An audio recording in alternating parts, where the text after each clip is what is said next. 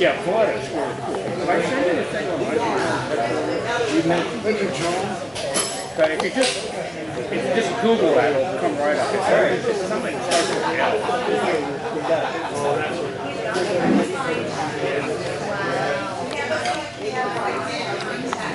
Pat, before you ring the bell, let me get a picture. I'm the photographer. You. Presidente, I'd like to present to the club my wife, Sherry. Good. It's working now. It's working now. I'd like to introduce my wife. No, I'm just kidding. President and fellow Rotarians, this is my guest, Nikki. She is with Nurse Next Door. They do companion care for seniors. So look around you and... Free advertising. Trudy. President Pat. And fellow Rotarians, I'd like to introduce my partner, Walt Workman. I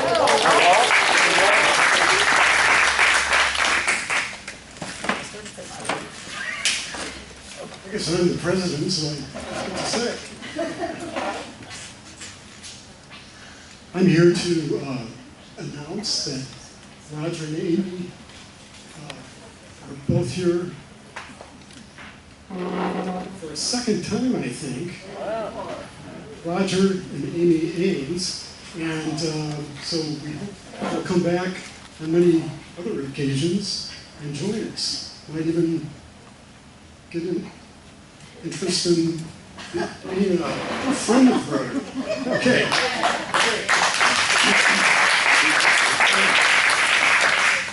I'd also like to introduce my wonderful, wonderful sister-in-law, Louise Victor. Louise has flown for American Airlines for a number of years. Maybe you could just do a short shout out. Hello.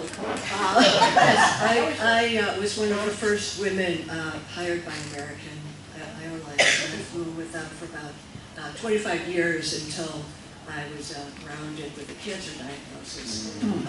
But I'm okay now. I'm in a good remission. And I was the second woman in the world to be a captain on the 767.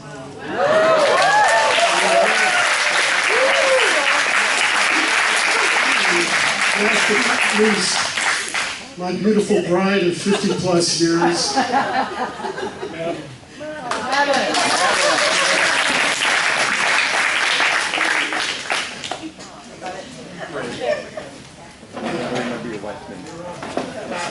President Pat, fellow Rotarians, once again it's my wonderful pleasure to introduce a very special lady that's very special to me, Carol Joyner. She's been with us, we've been together now for almost 5 years.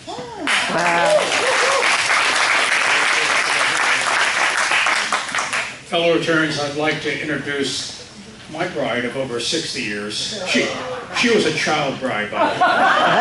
Karen.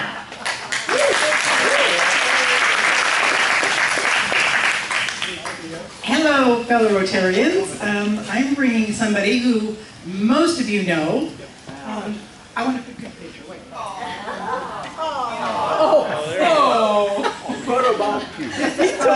Steve Shirley, the eldest son of John Shirley, and really would like to make him a Rotarian, but he's just... Anyway, Steve Shirley.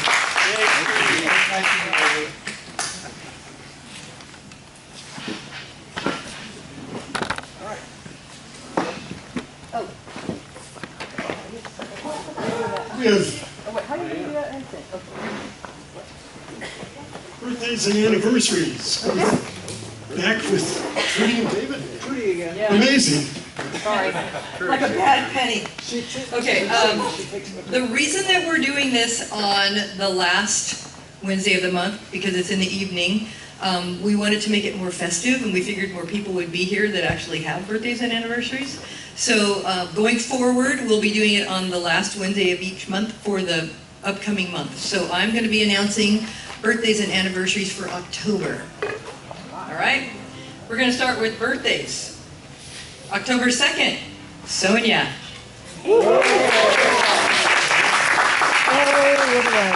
October 9th, Trex. Yep, right back there. October 10th. I'm going to do this really fast and see how fast Dave can get around. October 10th, Alan Burnham.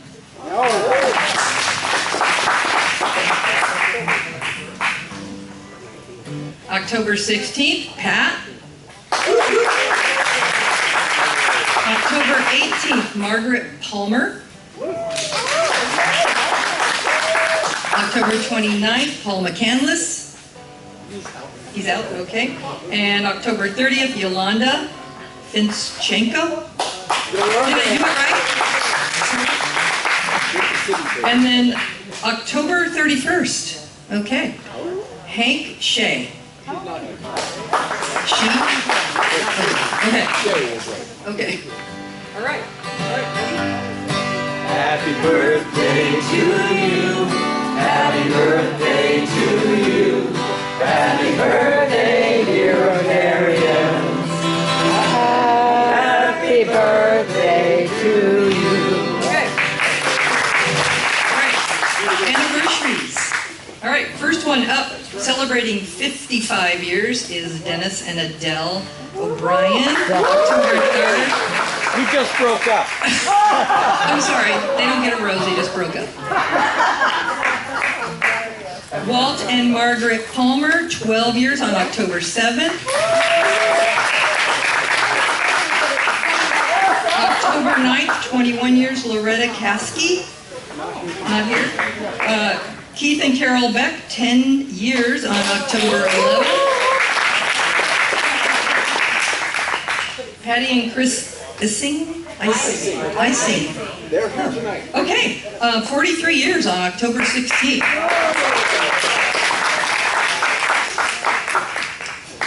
Barbara and TJ, 58 years on October 21st.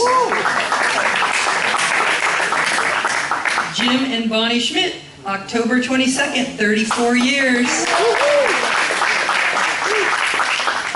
Ted and Courtney Michaels, October 28th, 18 years. And Mike and Nancy Morgan on October 28th for 42 years. Dave, sing with me. Happy anniversary, happy anniversary, happy anniversary, happy anniversary. Take your picture.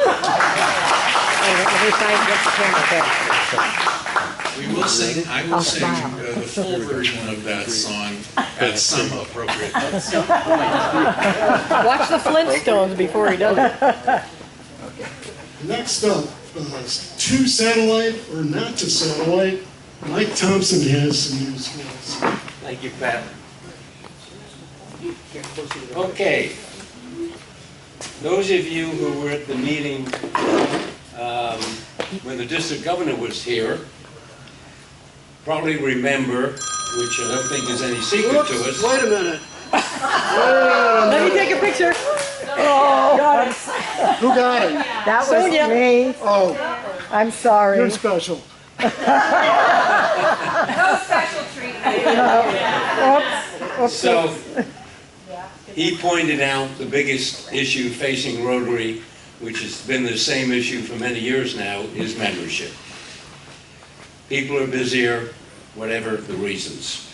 So he mentioned one of the ways clubs are looking at increasing membership is to have a satellite club. And I have a lot of friends that play golf, and Wednesday's a big golf day. When I joined the club, I wasn't a golfer, so I'm in the club, so I have to work around that. But, so that was my first idea, to make it a golf satellite club. So now we're looking to start a sports satellite club, which will meet once a week in the evening, probably between 5 and 6. Once a month? Once a month, sorry, once a month. So it makes it very easy, Steve. And it'll be for an hour. The entree fee will be less. And so I'm also now pivoting This is an opportunity for younger people who are busy, parents only once a month. They will have full access to our activities, so they'll be there to help us do our things. We need your help to do this. I need names. I'd be happy to contact them if you aren't. I have an introductory meeting set at the Ale House for Thursday, October 2nd at 4:30 to 5:30. And neighbors, friends, your kids, your grandkids, your doctor, CPA, dentist, a business friend, everyone should be able to come up with at least one name. And so, if you would, please give me a call with anyone that you can come up with. But Steve, this would be perfect for you. No pressure. I need one sign-in tonight. I have to have one, Steve. Can you make Thursday the 2nd? Okay. Thank you. Hey, Mike, I have a question. Are people in this satellite club going to continue being full-time members of this club? They will have access to our club for any activities. So they won't be members of this club? They are members of this club. But that will be Of our satellite club. They meet at different times. So they're going to meet on a Thursday, the first Thursday of the month, and only one meeting. They won't have a president, because they'll have our president and our board. Okay. They'll have a coordinator position and a communications person. That's kind of how the operation will be. I talked to our membership district chair, Camilla, she's down in the Santa Cruz Club, and they happen to have one. Need at least 8 people to start. I would like to start with 15 if we can, but at least 8. So please think about it. I mean, you know a lot of people, just your neighbor, your work people, somebody at the city, another manager. I mean, Did the morning club start as a satellite club? no, Oh, okay. not that I'm aware of. This is how we compete with them to get some youngsters. You have someone? Yeah, question. So Yeah. you said Thursday at 4:30, that's pretty early for working people. Well, I did that without really thinking. The meeting will probably be 5 to 6, but that isn't set in stone. When we've got the group, we'll start talking about it. Second question, so the 2nd is coming up pretty soon. Will there be future opportunities? Yes. I would hope to start in January, the actual meetings. We have to go through the process to be authorized by international, that kind of process, but other than that, that's what I'm shooting for is January. So we'll have at least probably the 3rd Thursday of October, I'll have another one. Thank you very much, Mike. Thanks. I just have one comment. I just want to echo what Paul said. 4:30 is really early, so is 5. Most people Yes. have to work probably, they'll be scheduled Yeah, until that's- 5. So 5:30 or 6 is a Probably much better 5:30. time. That's good, I appreciate that feedback. Yeah, it'll be easier to get people to even an organizing meeting if it's a little bit later. Thanks, appreciate that.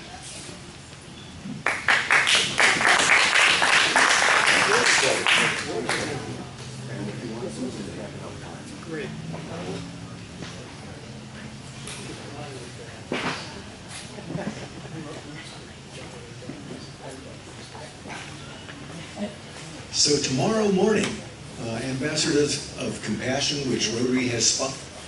Ambassadors of Compassion, thank you, Don.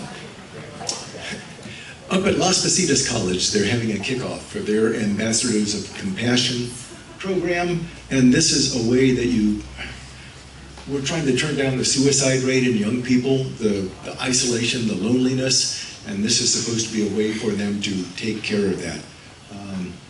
Several Rotary clubs are involved in this. We've already done some work with Granada High School. So remember this, if you want to go over and see what this is all about, all Rotarians are invited to this. and it's in the Las Positas College gym. If you need any more information than that, send me a quick email tonight and I'll get the details back to you. Thank you very much. Thanks very much, Joel. And Gal, would you like to come up and give a few presentations? Where's that one? We're not doing it? I'm sorry. Are we doing? That's you. Oh, you're up next. Oh, I'm up! All right! Oh, I got 30 seconds, man. Okay, I'll make it quick. My wife and I started Tri-Valley CKSA about 6 years ago. We focus on single moms and their kids that are poor, great struggles. To do that, though, one of the things we have is ongoing larger events. On your table in the back, there's a whole series of partners.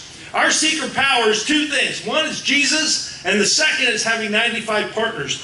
And things like, right here, LARPD is a major partner. They're doing 4 events, or we've done 3. We've got 1 this next week again. But this Saturday, you can come, bring your grandchildren. There's nobody with kids, but bring your grandkids. There's popcorn, there is all kinds of great stuff, big games. But we have 3 live bands. It's right downtown at the center. And so please come, check it out, give me a call.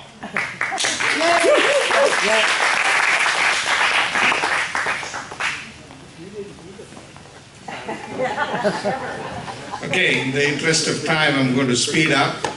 First, the last 3 slides for next week. So first, quick follow-up on Guatemala Water Project. Like I said, we got about 20 people pledged. I haven't seen all the checks. They may have donated online, but if you did, please let me know. And otherwise, give me a check or call me up, I'll come pick it up, but I need to go deposit this week. So I'm not going to repeat that much. Second, we have few recognitions. Next slide. Next. All right. Major donor, level 1. And we're going to recognize Linda Tinney as a major donor, level 1.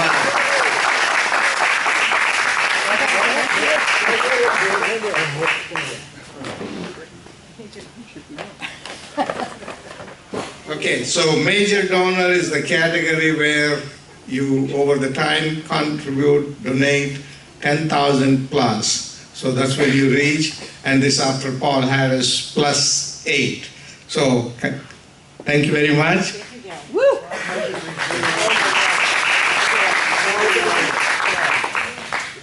Okay, I'm going to do it right.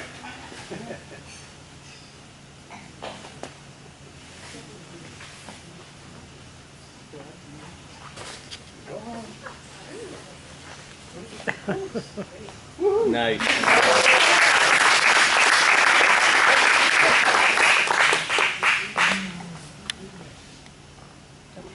Okay, there's a special crystal medallion for you and a special medal, of course. A ring?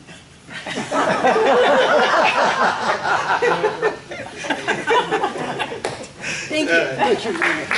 Thank you. You can wear this on Saturday. The next one is multiple Paul Harris Fellows. David is donating so fast, he's going to get a Paul Harris plus 2 and plus 3 same time. Yay, David. With thunder. Yes, right. Yeah.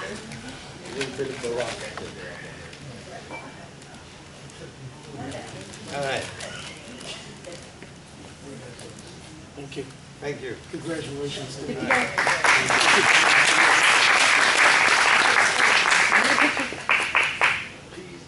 Got it. Thank you. Thank you. All right. The next one. Glenn is not here tonight. Yeah. Glenn is not here. And also the Paul Harris Society members. They're also not here. Who is here? Lynn. Okay. Lynn, come on up.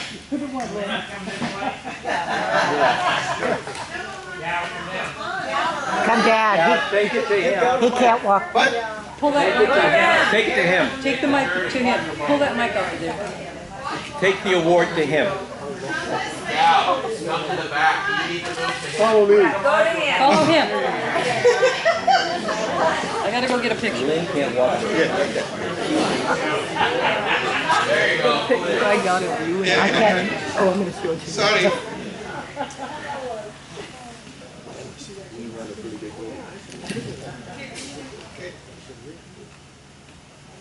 Thank you.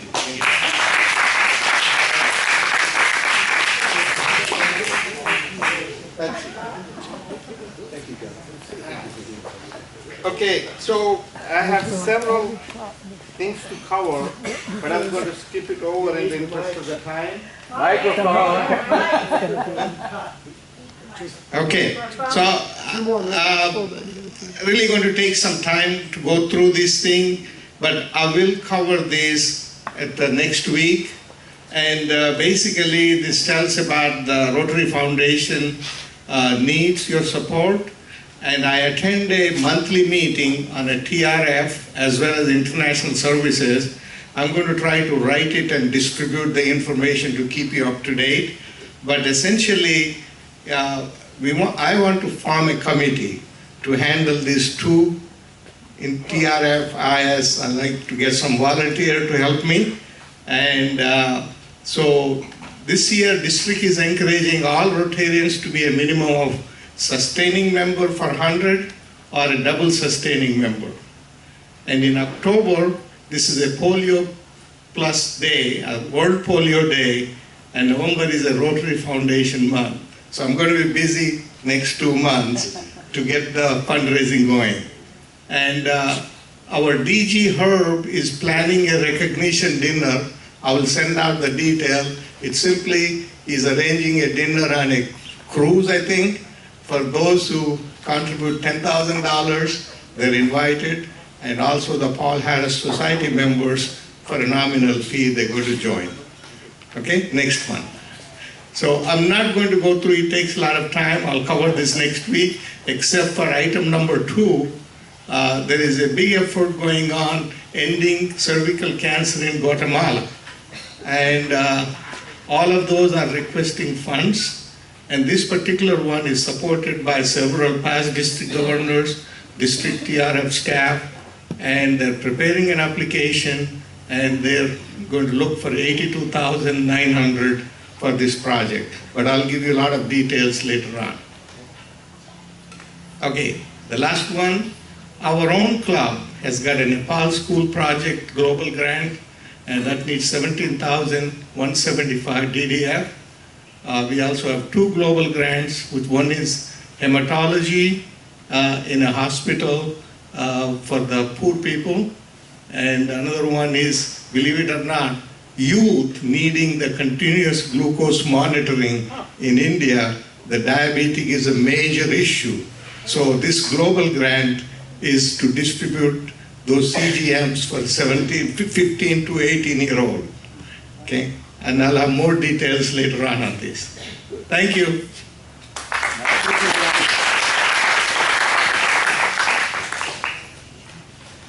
So next week's meeting, we'll be back at Robert Livermore Community Center, and we will have our first club assembly of the year. And at this point, it's my pleasure, I'm delighted to have the opportunity to introduce today's speaker, my friend of many years, Sue Schwarzenberg. Sue, come on up.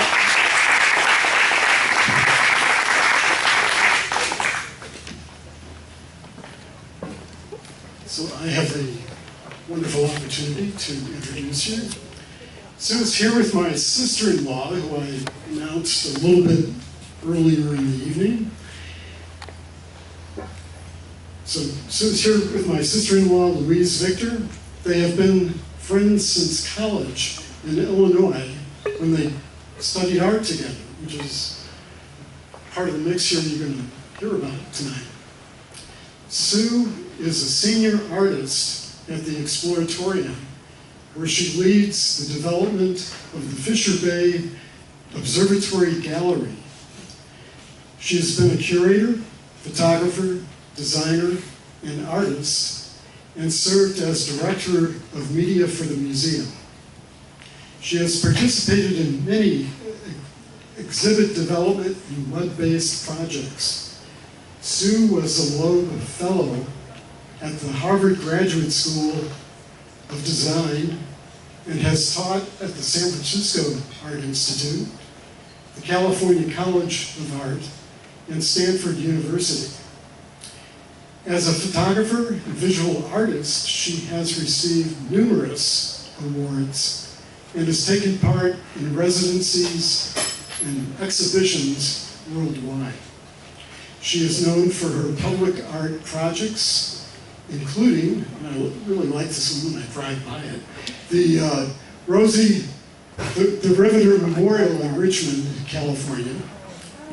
And then let's go on to some more here.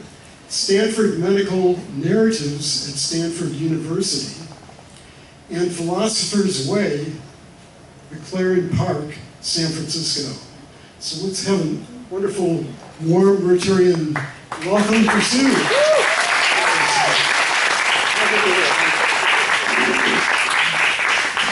There you go.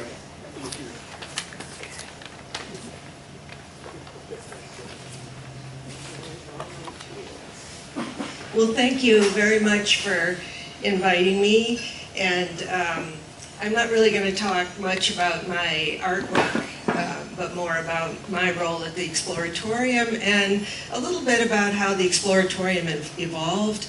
I started working there in 1975, I think, and I was trying to figure out how as an artist you can find an interesting job. And somehow I walked into the Exploratorium, and after a couple of hours of showing me around and talking to me, they hired me. And from there I was so dedicated to the place and the creativity there and learning about science, which I hadn't really studied very much. And over the years, I've just found a way to bring some of my other talents and interests into the museum. So I'm going to just kind of show you what I call sort of a fluid history. So when I came to the Exploratorium, this sign was hanging over the machine shop. Who here has been to the Exploratorium? Yeah, that's what I thought. So I don't have to explain too much what it is. But it's a museum that everything that you see there has been pretty much made there. So there are exhibit developers, graphic artists, designers, engineers, scientists, artists, poets. It's a very interesting and eclectic staff. And I don't know if you think about, there's always a vision statement for every institution, but look at this. What a lovely vision statement, I think. You know, it's not really a branding idea or anything. It's just we're here to develop ideas to help people be more aware of the world around them. This is the first piece of writing about the Exploratorium by Dr. Frank Oppenheimer. Frank was the brother of J. Robert Oppenheimer, which you probably know. Frank was blacklisted during the McCarthy era and had to leave his job as a physicist at the University of Minnesota. He was a rancher for about 10 years in Colorado, and then he started teaching high school. And in order to you know, bring ideas, you know, as a physicist, his science teaching was about the basic principles of the universe. And so he created these sort of interactive tools to bring to the classroom to help the students understand some of these very basic phenomena, how your eyes work, how light goes through a prism, why there are rainbows. You might have noticed there was one today. And he built this museum that really centered on beautiful phenomena. A lot of artists work there. Again, a lot of engineers, a lot of people that work there. Sometimes I used to think they were expatriates from industry. There was a guy from Bechtel who didn't want to build weapons anymore. And there was another person that came from IBM that wanted to be an artist. So there was some really interesting backgrounds of people that wanted to really do service to learning and to education and help people understand why the world works the way it does. You know, of course, Frank and Robert were both part of the Manhattan Project, and so was Ernest Lawrence. And So when Frank came to the San Francisco to start the Exploratorium finally in 1969, you know, a lot of the physicists and people that worked on the Manhattan Project were here in California. They were at Berkeley, they were at Stanford, they were at Caltech, and he knew all those people, and I think he knew that this was the right environment to come and try to start this new museum. And for him, I think that knowledge, understanding the world, was civic agency, that it wasn't about having a political identity or anything. It was more about the more you know, the more you can participate. So the Exploratorium was kind of built on this, always this kind of political concept that learning was basic to just being human and having choices in the world.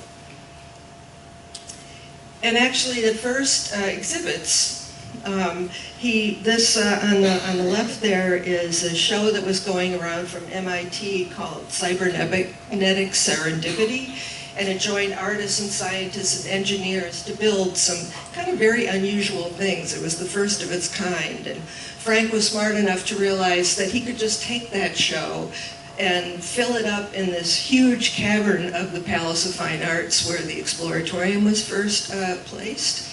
And he also got this, I don't know, this linear accelerator piece. Somebody here might know what that actually is, but sometimes industry would just give the Exploratorium stuff, tools, and some old thing that didn't work anymore. We have an old cloud chamber that's been very carefully kept working over the last, the Exploratorium is now about 62 years old, I think, so.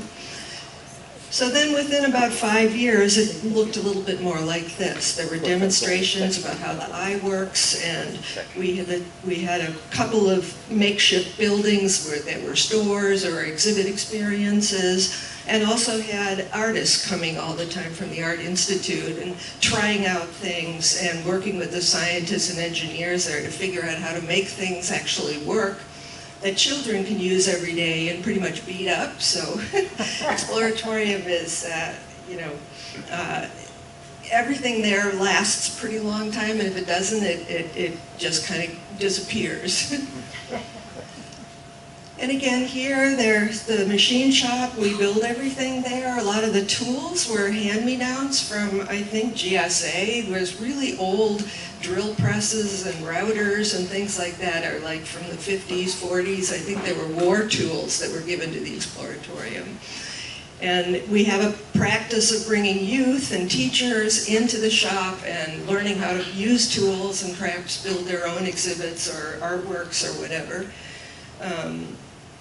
And I think the whole thing is really about designing experiences for others to enjoy. This is Frank at his office concocting something or other, and some young girls.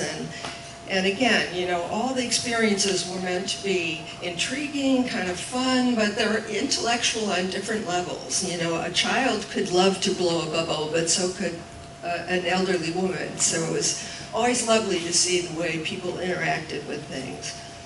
As the time went on, we started to do more events, webcasting around the world. So we have crews that follow the eclipses, and this was a sleepover science where families, about 1,000 people, slept at the Exploratorium and were woken up at 3 in the morning to watch an eclipse somewhere else in the world. I don't remember where. But using that space, that huge space, is almost like a public square of ideas, was a really wonderful thing, I thought, at the time, that this place was relatively undesigned. We could clean the exhibits out of the way and just do an event like this with 1,000 people and connect them to a major planetary event that was happening in the world. So anyway, a little bit after our 50th anniversary, we really grew out of the Palace of Fine Arts. It was a bit too small. We needed more space. And we found these abandoned piers pretty much on the Embarcadero, piers 15 and 17. And I think we found them and signed the lease in 2009, but it took till 2013 to actually move that behemoth museum over there. And they had to retrofit all these piers. It's a building that makes its own energy. We sell energy back to the city. All of our exhibits are are fueled by solar cells on the roof. We use the bay water for heating and cooling. There are sensors everywhere in the building, so if CO2 levels get too high, all the vents come on, and so it's a kind of another technological pride of the museum that we invested in something that would show our commitment to having a climate-ready museum. And this is what it looks like inside. Here's just, we don't always have a moon in there, but every year around this time they have an exhibition called Glow, and they bring in these kind of large-scale planets with projections on them, and it just kind of makes a really lovely environment. It's very similar to the Palace of Fine Arts in the sense that it's kind of big and cavernous, and we can clear it out and do some of the types of events we did there, not quite at the scale, but my world has really been to develop this new gallery at the new space called the Bay Observatory.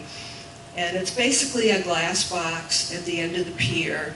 And it was built originally, maybe they thought to be just an event space that we would rent out.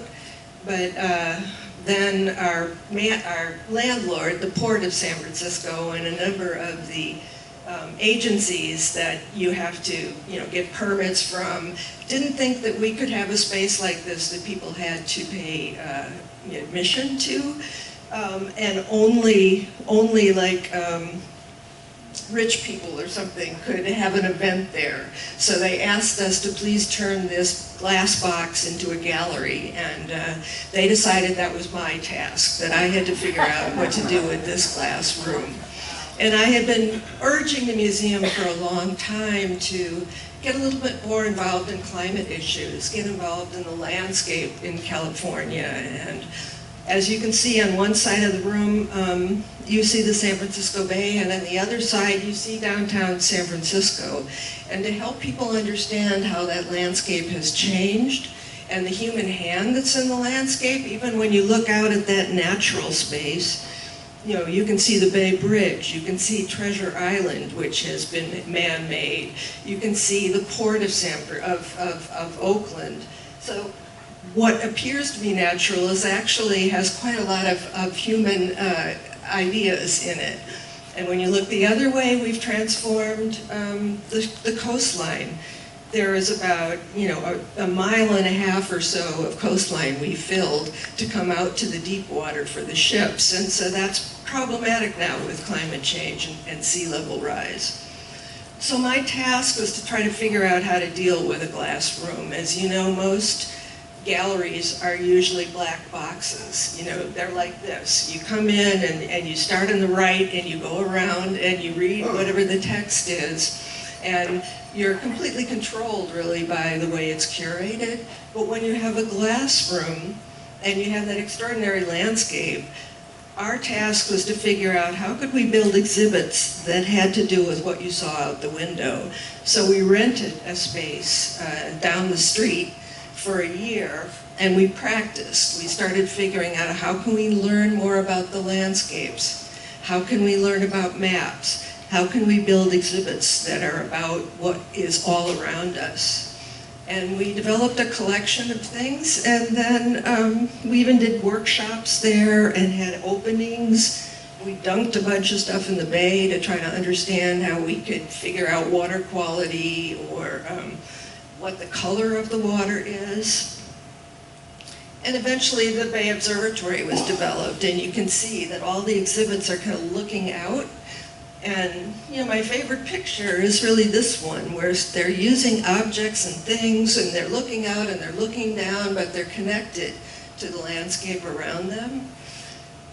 And we took this place-based approach, and I'll just read the, rooted in the local, place-based learning connects us to where we are, a form of learning that emphasizes participation in activities within one's own home and community, where cultural values, personal experience, and beliefs are often shared. A place-based approach asks us to question histories and injustices that create current conditions and future possibilities. So the more we developed this kind of observation of landscape, we had no environmental scientists working at the Exploratorium, so I had to, with my colleagues, find them around the Bay Area, and we connected to NOAA and connected to San Francisco Estuary Institute and to other really stellar science organizations to kind of help us develop these things. And through this, we got closer and closer to climate change. Often museums kind of avoid anything that might be too political, but I feel like we're here on the front lines of sea level rise, and we really need to set an example for how one deals with that. One of the exhibits we developed is this topographic table that we project data onto. So there's a piece of data that's about the census, who lives where in the Bay Area. Another one is about earthquakes. Another one is about how salinity moves in and out of the Golden Gate and affects the water in the bay.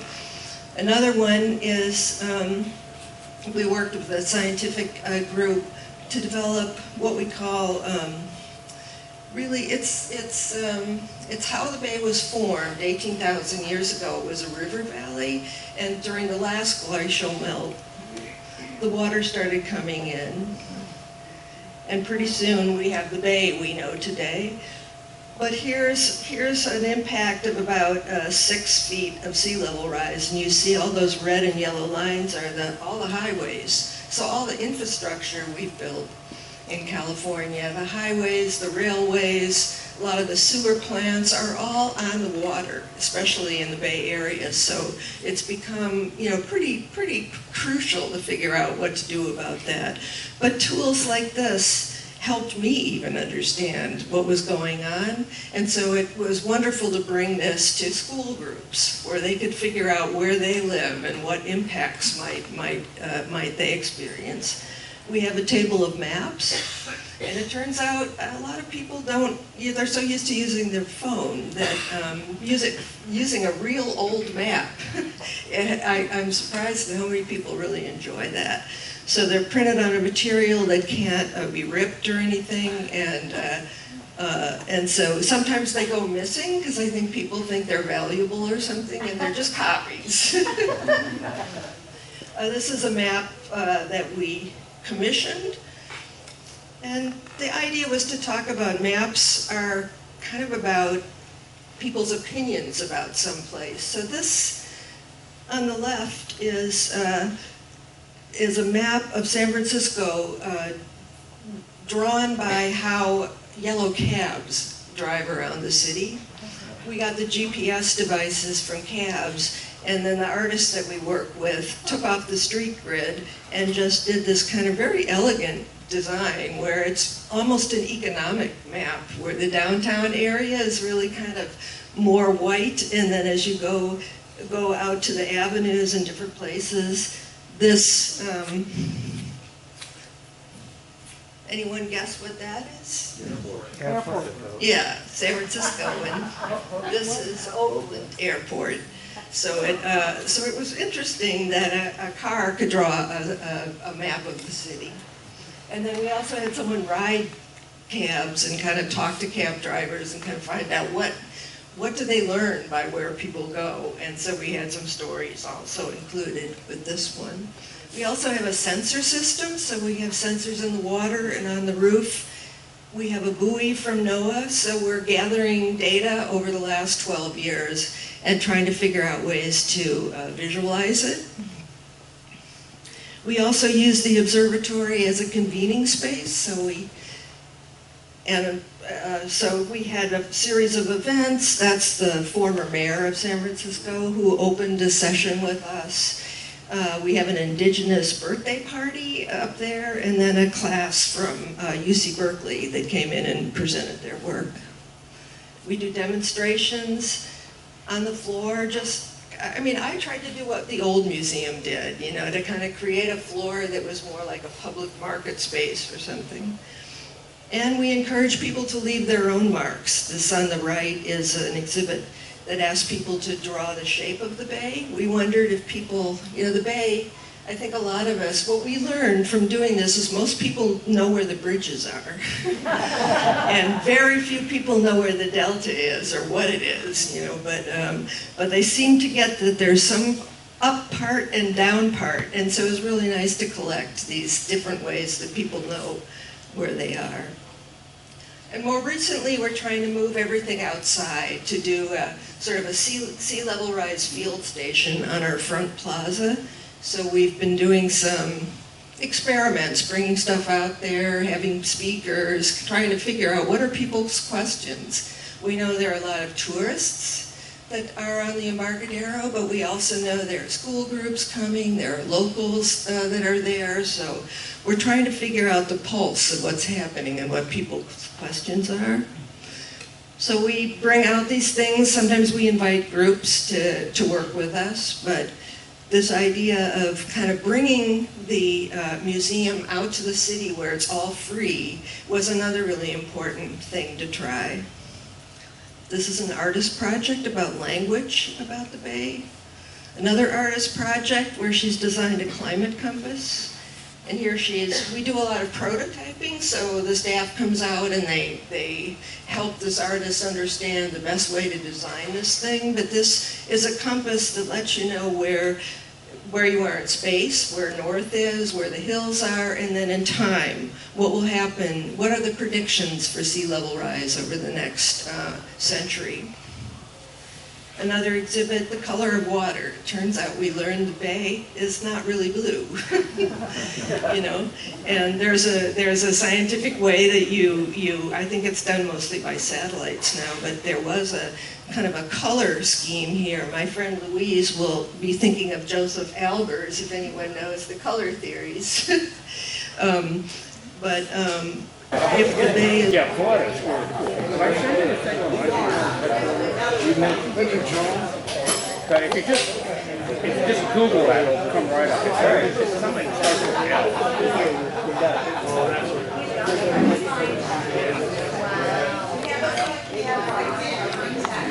Pat, before you ring the bell, let me get a picture. I'm the photographer. You. Greener, it usually means there is plankton, phytoplankton in it. If it's grayer or kind of browner, it usually means there's a lot of turbidity, there's a lot of sand that's in the bay. So it's a kind of a way for people to look at it and kind of think about how to interpret what they're seeing.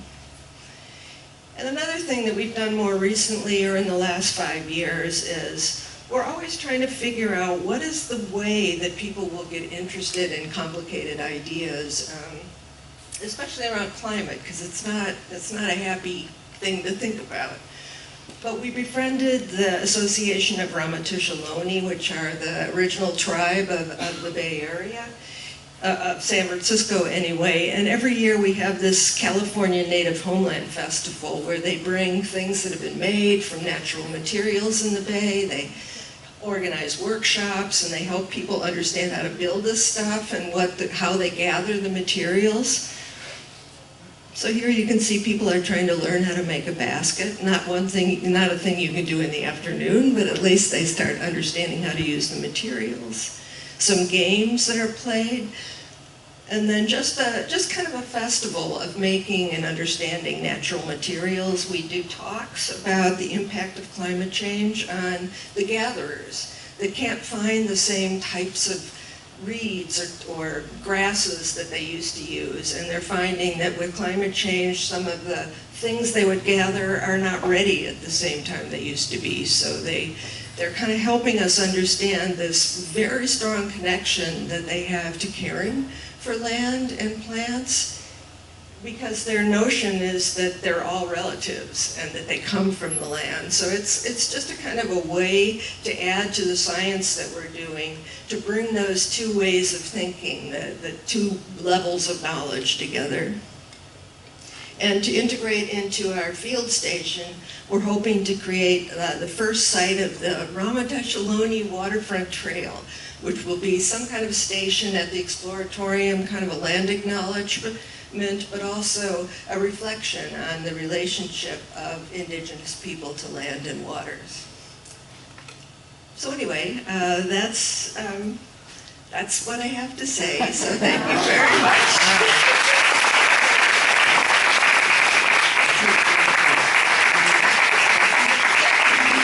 So Susan has agreed to take questions for about 10 minutes, and I guess we have a few roving mics out here to help.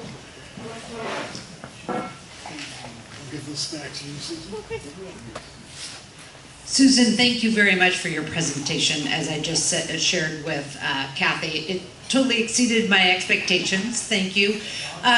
So when you moved from the Palace of Fine Arts out to the Embarcadero, I know we kind of had COVID in their time, but how has attendance, or has it met your expectations for people being able to access the Exploratorium?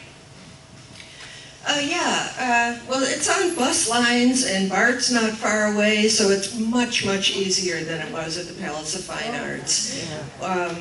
In the early years, we had nearly 1 million people a year that would visit. It's been down since COVID, and attendance for all museums is down right now, and it's partly because people aren't back into their travel schedules, and I also think it's some of the bad press about San Francisco being so dangerous, but it's improving, and slowly it's getting better. Certainly our field trips are as great as ever. So I'd like to comment that this Ready Club is one of your biggest customers. I'm sorry, this Rotary Club is the biggest. We sponsor a program called Ready, which we're middle school kids, and we take one field trip a year. Well, we take about 5. But one of those is the Exploratorium. And when we go, on the way to the Exploratorium, the kids are chatting, they want me to turn the pop music onto the radio. When we come back, they actually talk a little bit of science. It's really amazing. So congratulations to you, you've done a fantastic job. And that glass cube that you designed is my favorite place with all the maps. I just love that place. Oh, thank you.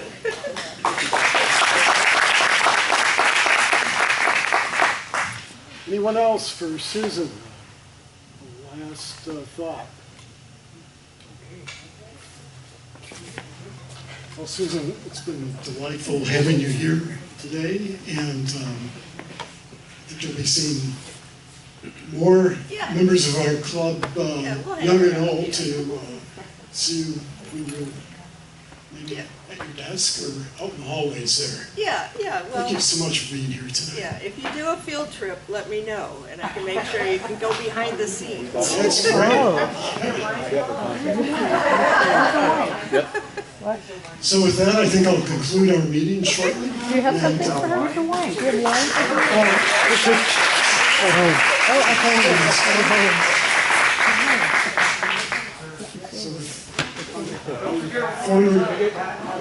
Raffle. Raffle. Yeah, raffle. Oh, the raffle. Sergeant Sparkler back, thank you. They need a mic. We need a mic.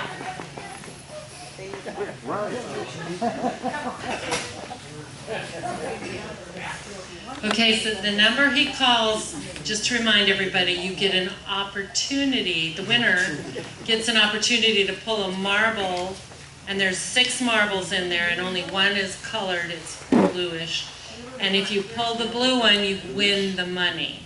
And if you pull a clear one, you'll win. And we have $396 today. Go for the number. So here we go. So the last 4 digits, 9992. Who's our winner?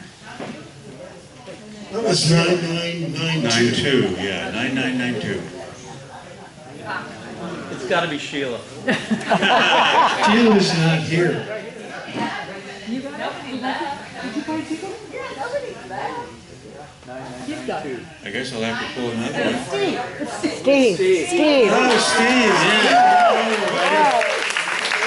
Steve, yeah. Come on, Steve. If he wins, does he have to join? Thank you one and all for being here tonight. It was an extraordinary presentation. Thank you, Susan.